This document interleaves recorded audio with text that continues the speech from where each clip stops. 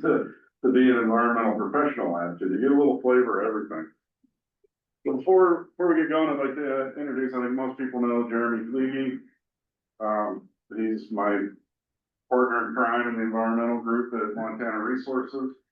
And Mike McGivern, he's the Vice President of Safety at Montana Resources. So, just coming along to heckle me, I think. Sure, Jeremy keeps me straight, keeps me honest. It's like, no, that's not the real number. But, so as part of our operating permit, CTEC regulates the crest height of our tailings impoundment embankment. So if we need additional storage, we need to raise the crest height to get that storage. And right now, our current permit allows us to build the embankment to a crest height of 6450. So we've recently submitted a permit application to DEQ to increase that crest height to 6560. And this is all Anaconda data. So it's 56 or 54 feet, plus or minus, I can't remember which one. But if you go up there and have your GPS, it's not gonna read 6450. So we operate in our own world there, so. So a lot of you may remember in 2018, 2019, a little bit into 2020, we did a permit application to get to the 6450. And that was in large part because some new tailings storage facility standards for DEQ or DEQ standards came into play and really raised the bar on demonstrating the integrity of your tailings storage facility. So we had sufficient data to justify the 6450 elevation. So that bought us about 10 years worth of storage from where we were. And that gave us some time to generate a lot more data, do a lot more site investigations, and get a lot more thorough understanding of that embankment as we raise it. So now we're going to go to where the tailings storage volume equals a volume of ore that we have blocked out in front of us. So now, for a long time, we had a lot more ore that we knew about, more than we had tailings storage to take those tailings from that ore processing. So now we're going to catch those two up, they're going to meet, and that'll take us into tailings storage into the 2050s, mid 2050s, in that type of time range or timeline. So our current permit, like I said, was to the 6450, and that provides tailings storage till about 2032.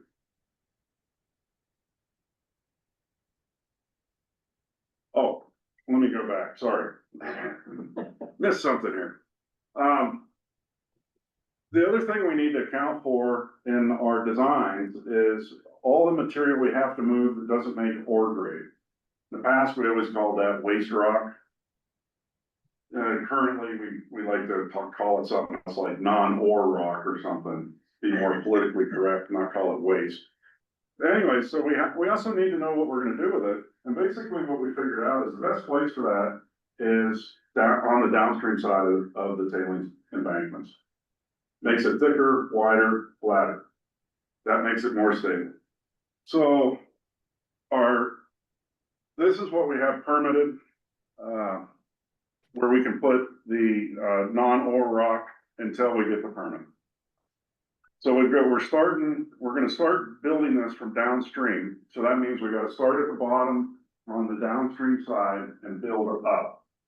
So we've got a little bit of material going into that area around Horseshoe Bend right there, where Jeremy's cursor is. And then we've got a lot going in on the adjacent to the north-south embankment. So when we get the permit, the first thing we're going to do is we're going to raise the crest height to 6,500, which gets us tailings storage into 2045 type timeline. We'll have to start that in about 2028. So after we get that lift on, we're going to start building access, pipe ramps, that type of stuff. You know, a lot of that pink or whatever color that is in the middle is actually a pipe ramp for the tailings lines to get the tailings out there. then we're gonna start, we're gonna continue to build from the bottom to the top. So right where Jeremy had his cursor a second ago, there's a power line, the Northwestern Energy power line, 100,000 volt power line running right through there. So we gotta get them to move it. We could move it for them, but I think the people that get power supplied in Boulder and Helena might be a little frustrated with how we would move it, but. So we do have an agreement with Northwestern Energy and a new easement for a reroute of that line, so.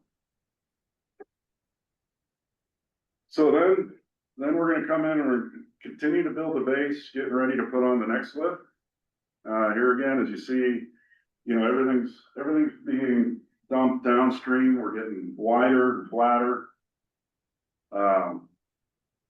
And this particular configuration here shows we've got to move our truck maintenance shops. So that's right where Jeremy's cursor is currently. We're gonna dump over that. The other thing we've got to do with that is the key to this embankment being safe and stable is it's free draining. Water's got to be able to get out of the bottom of the embankment.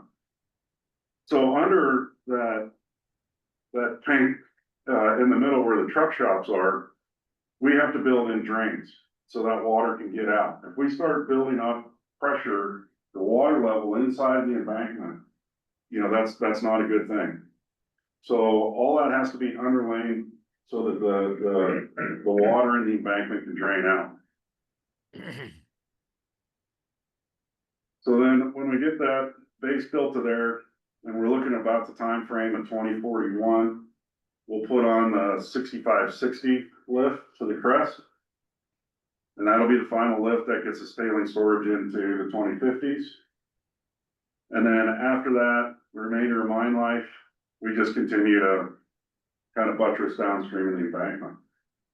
So the way we have this laid out is most tailings impoundments, when you add tailings, you lose factor of safety. As it goes up, your factor of safety goes down. The way we have this designed, as we go up and put more tailings in, we're putting more waste rock to buttress the facility. Our factor of safety actually goes up with time. Whereas that's kind of reverse of most tailings storage facilities.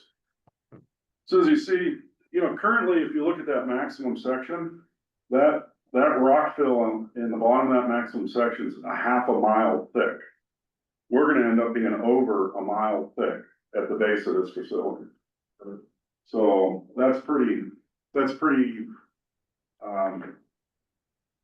makes it pretty much bulletproof. So that's what it's gonna look like at the end of mine life. All those pink blobs that we were showing you, that's just under 500 million tons of material placed. So. That's for the dam itself. The 500 million tons or whatever that is. Yeah, I call it short of 500 million. Okay. Yeah, that's close. A lot of rock. Potato. Yeah. Okay. Okay, so we had some visual renderings done. So this is the current view from the Granite Mountain Memorial, which is probably one of the better views of the embankments. So that's what it looks like right now. We move one slide, that's the 6560. So the real thing that jumps out in my eye is if you look at Rampart behind it there, you go back a slide, see how much Rampart's sticking out? Yeah. Now go for, yeah. So that's the thing that caught my eye to kind of tell, the difference. And then after mine life, this is a rendering of, it's capped and seeded, revegetated. So that's what it'll look like when we're done. So to talk a little bit about some of the regulations that were passed in 2015 and some of the design criteria that we have to demonstrate and meet. It starts with the design itself has to be done by an engineer of record. He has to stamp all the designs, and that individual cannot work for Montana Resources, can't work for any affiliate of even any of the Washington companies. They have to be truly outside. And then does, he looks at it and he says, okay, he's gotta meet certain design criteria, probably one of the most difficult design criteria that we, for us, is we have to be able to withstand the maximum credible earthquake without loss of containment of the tailing. So he does a design, does the stability modeling, that type of stuff, and then his work is reviewed by an independent review panel made up of 3 internationally recognized experts. So, and they all have to agree that his design meets all the state criteria. So it's got to be able to deal with the probable maximum flood event, maximum credible earthquake event, and a bunch of other criteria, and not release the tailings. So he does the work, and the 3 wise men oversee what he does. And we're very fortunate in the independent review panel we have. I know some of you attended that risk assessment that was presented by Peter Robertson, or Dr. Peter Robertson. He's on our independent review panel. When they had that big tailings dam failure in Brazil, the Brazilian government hired him to tell them what happened.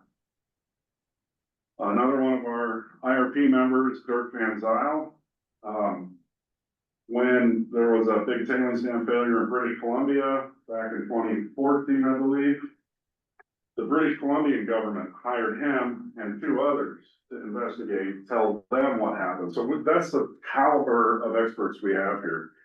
So we're very fortunate to have them involved. For me, it makes me sleep really good at night knowing that that's the type of people that are looking out, that we're doing everything the right way. So.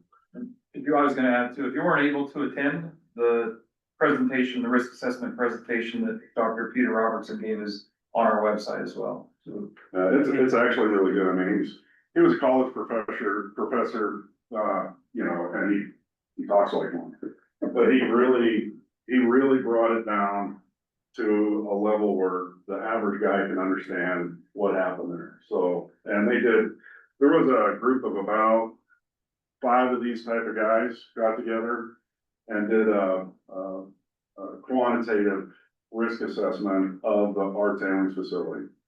And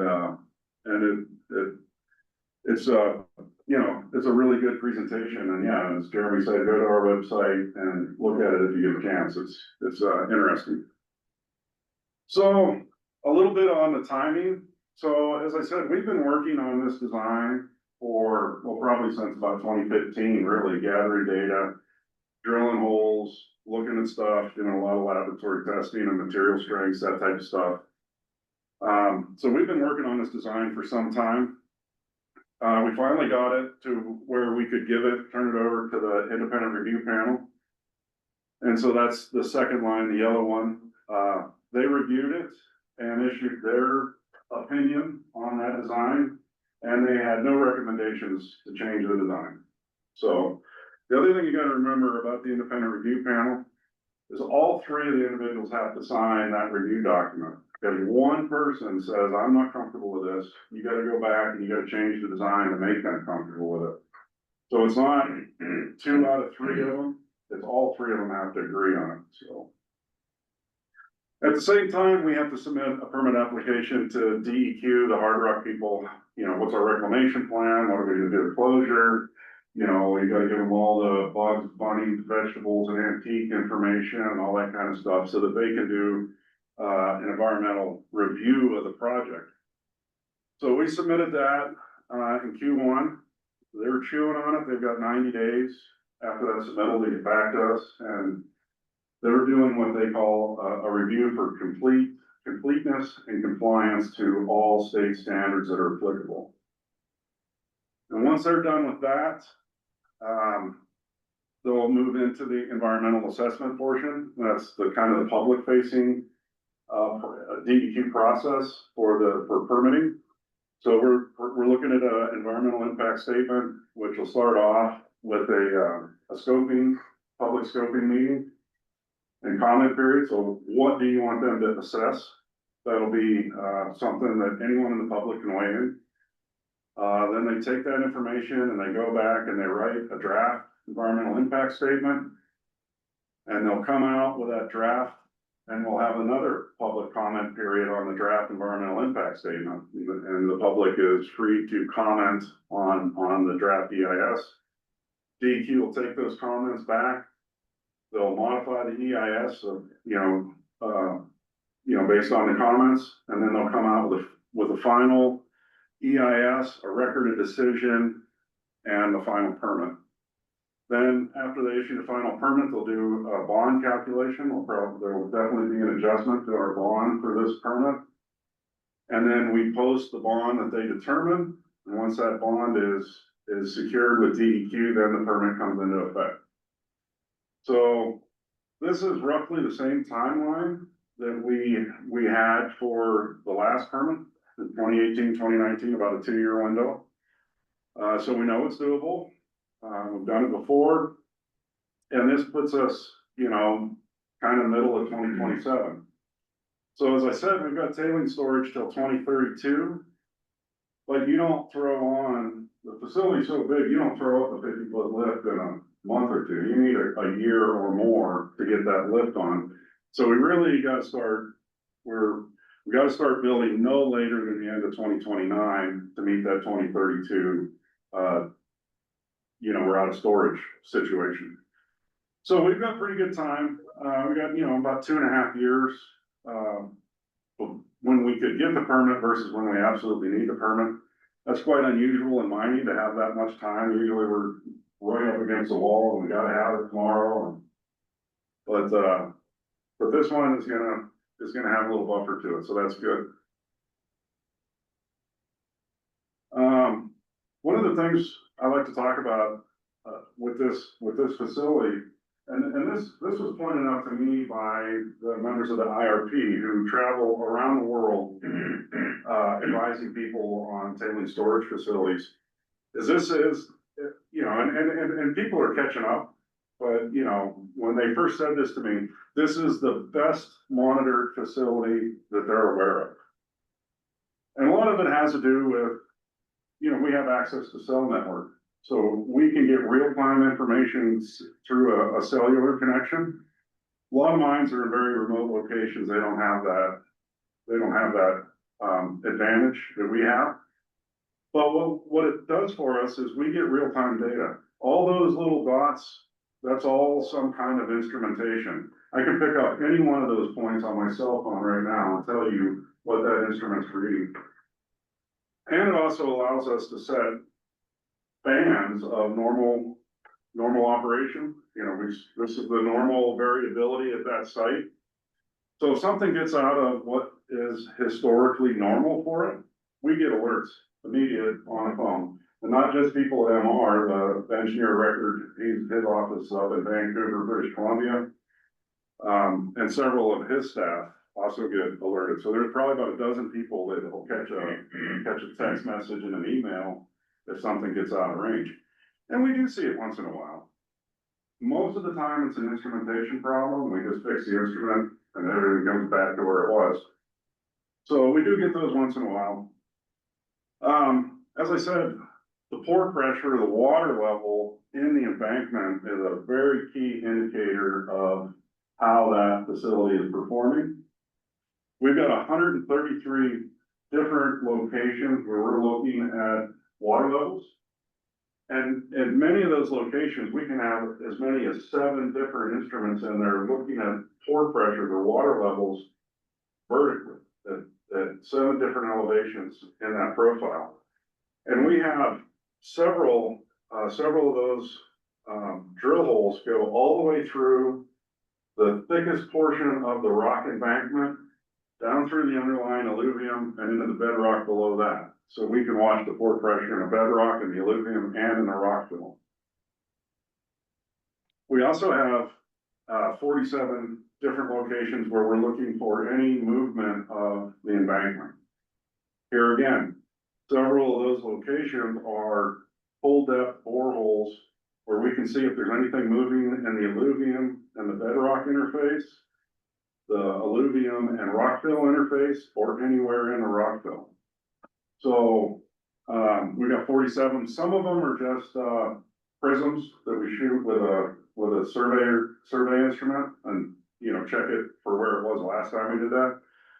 But most of these are vertical instruments, looking at displacement. And to cover the areas that aren't covered by those 47 locations, we also have satellite coverage. So twice a month, satellite flies over, takes an image, compares that against the last time it was there, and it can detect, its sensitivity is about 5 millimeters. So if there's displacement over 5 millimeters, we can see it.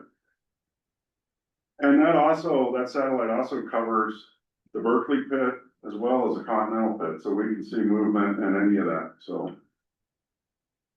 And then finally, we have 3 ground acceleration sites. These are looking for earthquakes.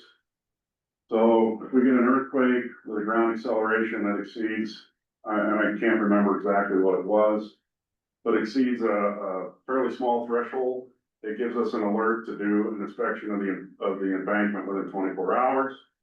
If it's greater than that, it'll issue an alert to us to do an inspection of the embankment immediately. And then there's a 3rd level, and that's evacuated.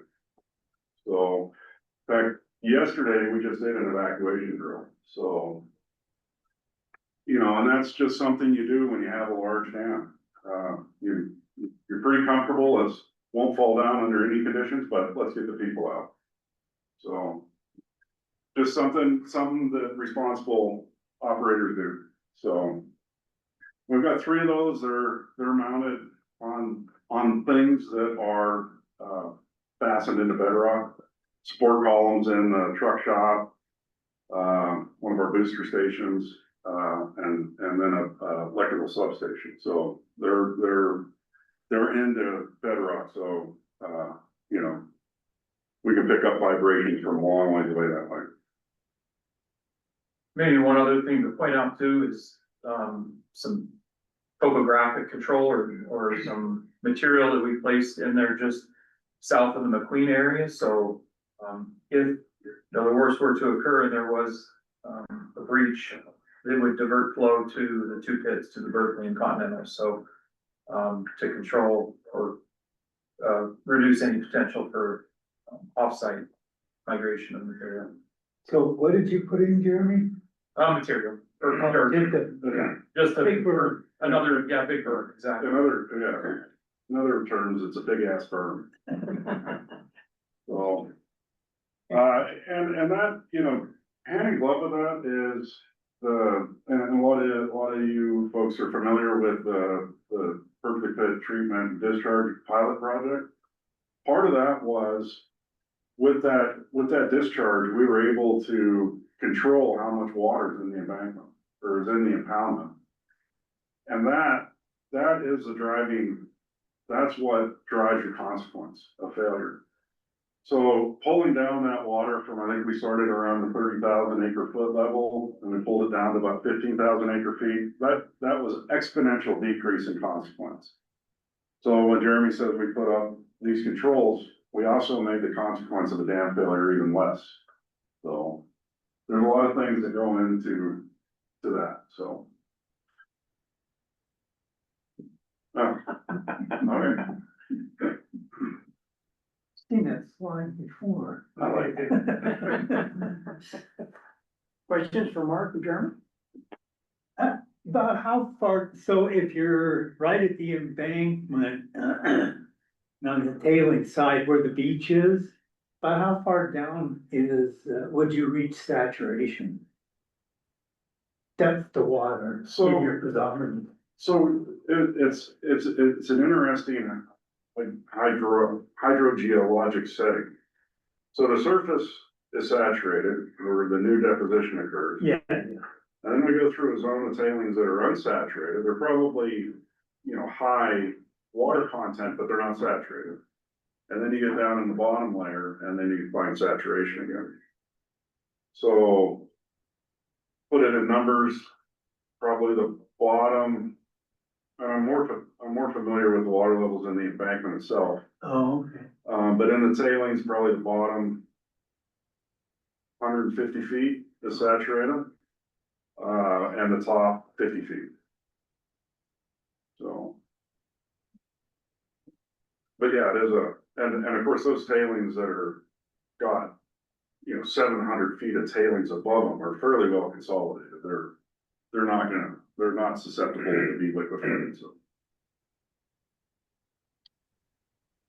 Hey, Mark, this is Ian online. Can you hear me? Yes, I'm curious, are the ashes of the Berkeley pit in the Yankee Doodle Pond?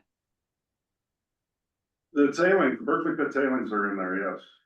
Okay, So when the Anaconda Company, built the concentrator in the mid-60s, the concentrator had to have tailings storage to accompany it, so. So that's when the Yankee Doodle tailings pound started getting filled, was when the concentrator started operating. So 65 to 82 were Berkeley pit tailings, and there was some Continental pit tailings, because the Anaconda Company mined the Continental pit a little bit too. And then since 86, it's all Continental pit tailings. I remember, back in the mid-80s, we used to brag about, the tailings dam here was the 7th highest dam in the country. Have we gotten better? Are we bigger or better now? We're probably number 2. Yeah, we're on, Top yeah, three. pretty much it. Well, in the United States, the only embankment that's taller is the Orville Dam. And it's only like 15 feet taller. So this will make it the tallest embankment in the United States. So, point of bragging. Right? Yeah. Richest hill on earth, World Museum of Mining. Yeah. And so from Horseshoe Bend to the top, how tall is it right now? About 800 feet. 800 feet, okay. So from its maximum section is about 800 feet there.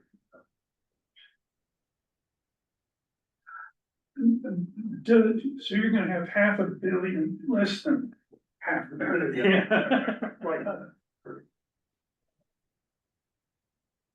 non-ore rock surrounding it built up. Is that going to change?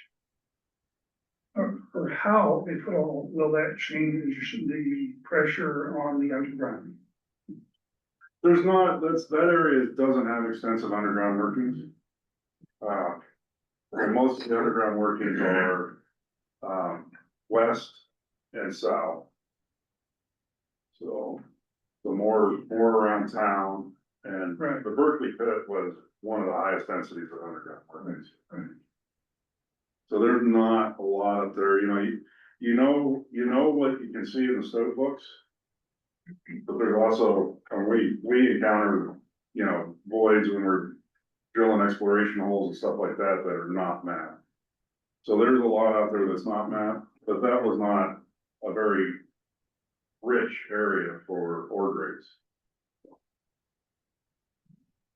Does MR have any historic pictures of the early impoundment? Yeah, we've got quite a good photo documentation. That's, that's one of the things that, we've always got to remember on it, is there's not a lot of paper documentation. Like right now, everything we do is documented and it's filed. But you go back to the mid-60s and we don't have a lot of documentation. That's why being just throw everything you got at that downstream side and just make sure, 'cause there's just not a lot of record available. But one of the best records we have is photo documentation. I'd love to get a picture of, say, 10 years into building that thing or something. That big picture in our office on the wall there? That's 72, so that would be about 8 years into it. I think it was 72, we were looking at it this year. Yeah, I think so. Yeah, That's the wall island. yeah, that big one, yeah. You guys have said in the past, to me, you know, ore grade is between, I don't remember what you are, can you tell me what that is? What grade is it? What did you call it? We're not gonna call it waste rock. Oh, let's see, are you looking for like the cutoff grade? Yeah, the cutoff grade. So the cutoff grade would be a function of both copper and moly. Okay, So we take the moly and we turn it into what we call a copper equivalent. yeah, And then that base is our cutoff, so it's not a fixed copper, it's not a fixed moly, it's the combined. It's the combined, and it basically, if it can pay for itself to be processed, it goes to the concentrator. If it can't, it goes to the tailings stand. okay. That's the cutoff, is what's our operating cost. So what's the combined number then? Well, okay, so then you gotta look at today's price too. Okay, So it's not a fixed number, right? okay, So, but you guys are doing well, right, at like 0.3% copper? I wish we had 0.3. We're gonna get into some 0.3 to 0.5, up by I-15 and another couple of benches, we'll be getting into some good stuff. But really the pit is, overall ore grade is about 0.2 to 0.25, but there's areas we go through where that moly drags it into ore and the copper is like 0.0 something. Oh, So yeah. Yeah. But I think overall life of mine ore grades are around that, somewhere between 0.2 and 0.25. I'm sort of curious about the process you outlined. You're describing a process that's just the state permitting. But it sounded like, at the end of that, you gave us a shot of a reclaimed site. At what point, if at all, does EPA get involved in reclamation decisions? Well, I mean, from a straight reclamation perspective, it's as Joe said, is the EPA has deferred the reclamation to DEQ harder. Should for some reason they, for whatever reason, can't perform that reclamation, then it would turn into the Superfund overlay. Probably maybe reading into your question a little more than what you thought. The tailings impoundment is an integral part of water treatment for the Berkeley pit. The way we've set this up is we've given DEQ two scenarios. One is that component where the tailings impoundment spot isn't, okay, let me rephrase it. That component where the tailings impoundment is part of treatment. So scenario one, that stops the day we quit mining, okay? Scenario two is water treatment continues for, I think we gave it a 20-year window, Chairman. And that water treatment continues to use the pond.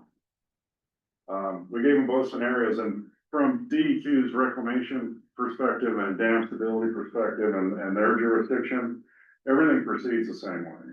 We're gonna do that reclamation on the dam face, whether the pond's being used for water treatment or not. We're gonna reclaim the beach as far as we can. All the stability criteria are in play. We draw the pond down quite a bit because we don't need it as big. And we put in a spillway closure, so we don't have to worry about major flood events into the future. And then after 20 years, that's scenario two, after 20 years, they quit putting water up there for water treatment. The pond drops even more, I think down to less than 500 acre feet, and that's kind of the equilibrium pond. And we go in and do the final reclamation. I might add too on the reclamation, so DEQ holds bond to be able to fulfill that reclamation and inflation adjusted, so it's able to then cover in 5-year bond review, so every 5 years to go through and do a comprehensive bond review. With our equipment, our efficiencies, we'd be able to like to do it cheaper, so we go in there and do it, and as stuff gets done, we get the bond released, but the backstop is the bond that's being held. I guess part of what I'm curious about is, again, coming back to EPA. Are they going to step in at some point and say, well, this was the, we have a final say, this is part of the overall Superfund site. The record of decision for mine flooding, they defer that to DEQ. So So they've already come in and said that unless you can't do what you need to do, we're gonna leave you alone. So DEQ signs off on it, it's done. As long as whatever DEQ signs off on, as long as that gets done, it's done. Right. So let me get this straight, you guys stop putting tailings up there, so there's no water decanting off the tailings to the lake, but you'll just start pumping Horseshoe Bend treatment up to there. The treated water from Horseshoe Bend water. Yeah, treatment plant. and so that will hold the lake in place, and that's for up to like 20 years. And then it'll be recycled, and then it flows down to polishing blend. Yeah, under that scenario, we would take out and discharge as much as we put in.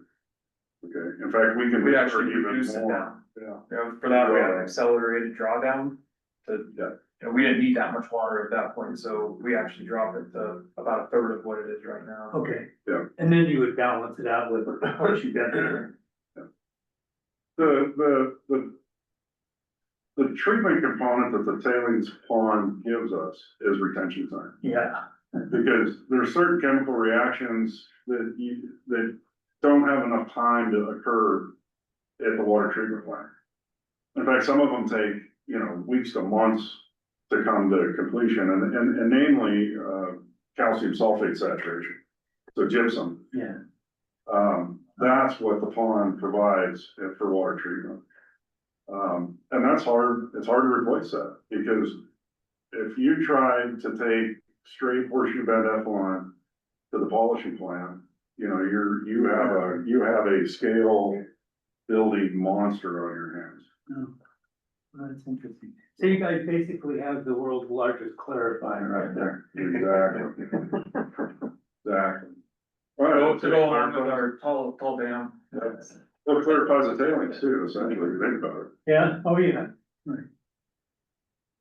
So this is kind of a tangent, but are you guys involved in the process or the proposed taking Berkeley pit water and mining the water itself for some of the rare minerals and all of that? Are you guys involved in that? Can you give any kind of update on what that is? Yeah, the proposal we have to the Department of Defense right now is to use the water treatment plant, Horseshoe Bend water treatment plant.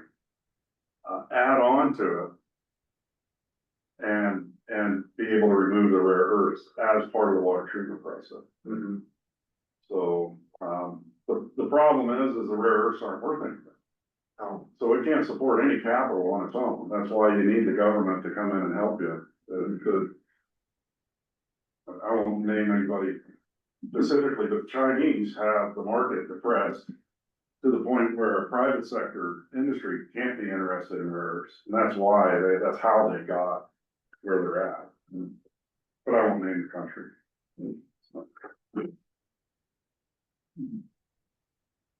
Other questions? How's your progress with the government coming? Any new news? On that DOD,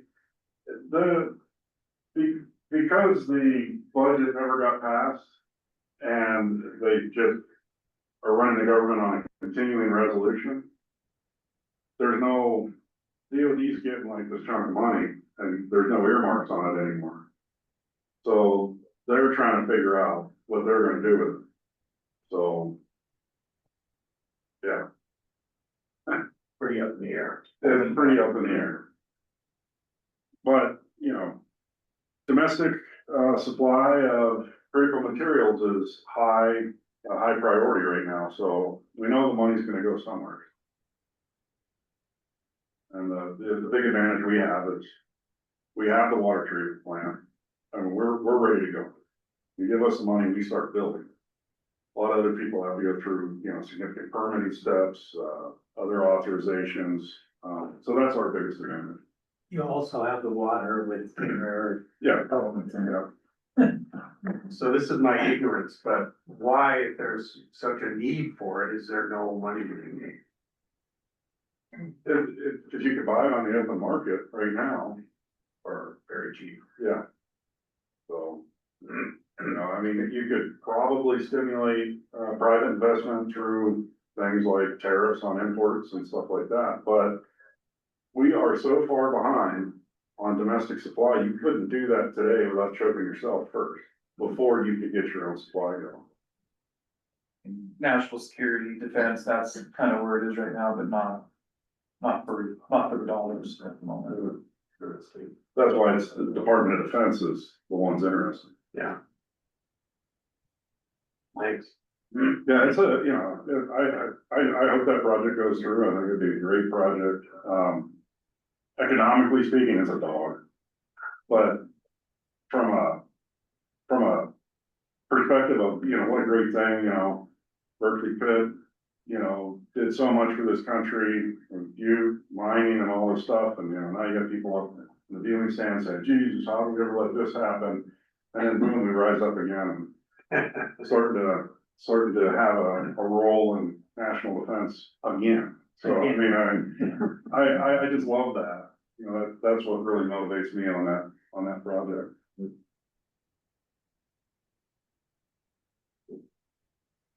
Other questions?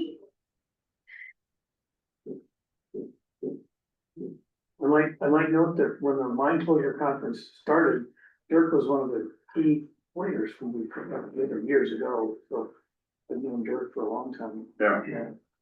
Well, anyway, thanks both of you guys. That was a excellent presentation on what's coming up there. Yep. A lot of stuff going on. Yeah, a lot of moving parts. Yeah, sometimes you don't see it, and so we gotta come and tell you about it, so. Dan sat through this one at least twice. Maybe